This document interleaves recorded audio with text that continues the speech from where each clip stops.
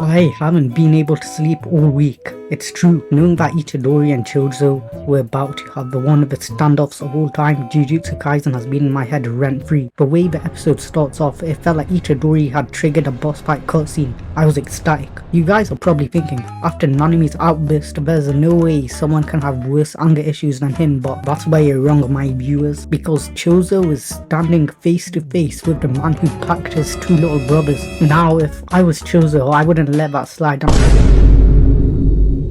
Choso wasted no time and pierced Itadori's wrist, and that shit was gushing all over. But before Choso could continue disciplining Itadori, he started asking if his brothers left behind any last words before Nobara started emoting on them, and Itadori's autistic ass started bragging that he made them cry, which immediately forced Choso to start his long as hell attack. But Itadori wasn't having none of that, so he just rugby tackled the guy. Shit got crazy after that, and by crazy I mean the animation budget was getting abused to the max. Choso was pulling out insane blood manipulation combos, and honestly, Itadori was just outmatched at this point. Basically, Choso got Itadori into quite the predicament, so Itadori turned on Ultra Instinct and started closing the distance. He almost got a punch in, but then Choso was all like supernova and Itadori continued to get violated. Did you really need to stab bro's feet? Choso was piecing up Itadori to the max. Itadori landed a nice counter after that, but all he's done is merely bruise Choso at this point, whereas Itadori looks like he's about to join Gojo in the Hall of Frauds. Let's all face it, Itadori did get put on fraud watch in that episode, but can you blame him?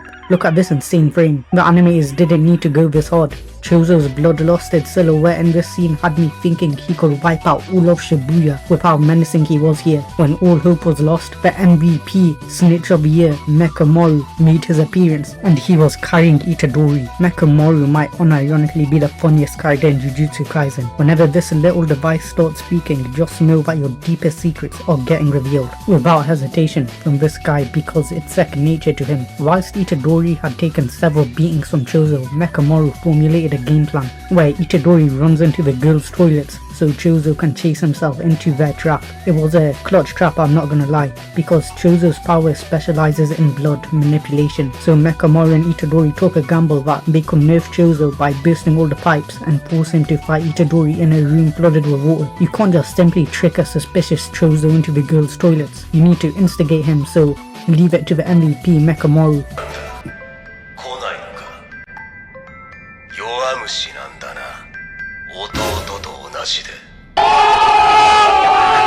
Now that Choso could only use half of his powers and was forced into hand-to-hand combat, Itadori had dragged him down into his turf. This was going to be a brutal battle. As amazing as this episode and fight is, Itadori got disrespected like crazy. Choso's a sorcerer and it isn't supposed to be that good at hand-to-hand combat, but he was still overpowering Itadori. However, those few hits Itadori sneaks in on Choso were brutal and taking their toll, so Choso uses this move called Blood Meteorite to turn the tables yet again. It's impressive how vast his abilities and moveset is, even when he is capped at 40% power. Meanwhile, Itadori is out here using every MMA technique known to man. I respect Itadori. Even if he got packed up, he was so close to passing out so many times during the fight, but he knew he couldn't lose and allow Choso to cause more chaos in Shibuya, so his objective went from saving Gojo to taking his opponent down with him. And from then on, the fight shifted from a fight between sorcerers to a war between boxers. I'm serious. This was some high level stuff. They were both pushing their fighting IQ to the max by utilizing feints, their strengths, and in Itadori's case, their environment, which was amazing to watch. The choreography of this episode was mind-blowing. I think I just witnessed peak animation. This is cinema. Itadori hadn't been using his left hand the entire fight to subconsciously make Choso think that Itadori had injured it, but this was all a part of his trap to catch Choso off guard, and somehow Choso saw through that and countered with his elbow, and then used the opportunity to finish off Itadori with more blood manipulation, which sent Itadori flying into a wall, and to my surprise, Itadori straight up lost. I did not see that coming, but then again, it's stuff like this brutal episode that sets Jujutsukaisen apart from other battle shonens, and that's why we continue to glaze this masterpiece in the making. Now that Choso had fully bodied Itadori, he grabbed him and he was going to force Itadori to apologize for giving his brothers back shots. But when Choso looked into Itadori's eyes, he saw Sukuna staring him down and Choso started crying. Sukuna was having none of it. He had to let Choso know that they are not in the same league, and this gave Choso so much told me that he recovered memories, or should I say fabricated memories. Because this shit can't be real. Why is Itadori feeding Choso spaghetti?